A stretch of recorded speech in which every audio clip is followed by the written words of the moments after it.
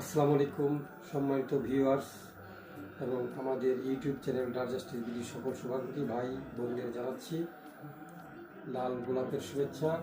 আজকে আপনাদের সামনে একটা গুরুত্বপূর্ণ টপিকস নিয়ে আলোচনা করব, যেটা অত্যন্ত আপনাদের সবার জানা জরুরি।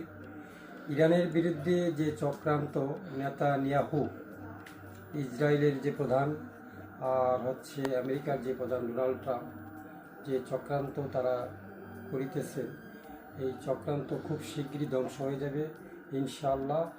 আর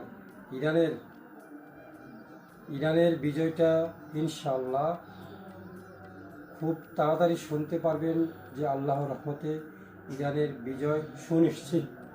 মুসলিম উম্মাহর কাছে আমি ইরানের জন্য দোয়া চাই। ইরান যে এরকম একটা সাহস নিয়ে মুসলমানদের পক্ষ হয়ে সাহস নিয়ে মুসলমানদের সম্মান রক্ষা করার জন্য যেভাবে যুদ্ধে লড়ে যাচ্ছেন, আমরা মুসলমান জাতি হয়ে আমরা ওনাদেরকে সহযোগিতা করার কথা। সেখানে আমরা কিছু দেশ যেমন সৌদি আরব, কুয়েত এবং আরও কিছু দেশ আমরা আমেরিকা এবং ইসরায়েলের পক্ষে কাজ করতেছি। এটা আমাদের জন্য অত্যন্ত একটি লজ্জাজনক ব্যাপার। এটার বিস্তারিত বলতে গেলে অনেক সময় লাগবে। আমি ইনশাআল্লাহ পরবর্তী ভিডিওতে আপনাদের বিস্তারিত জানাবো।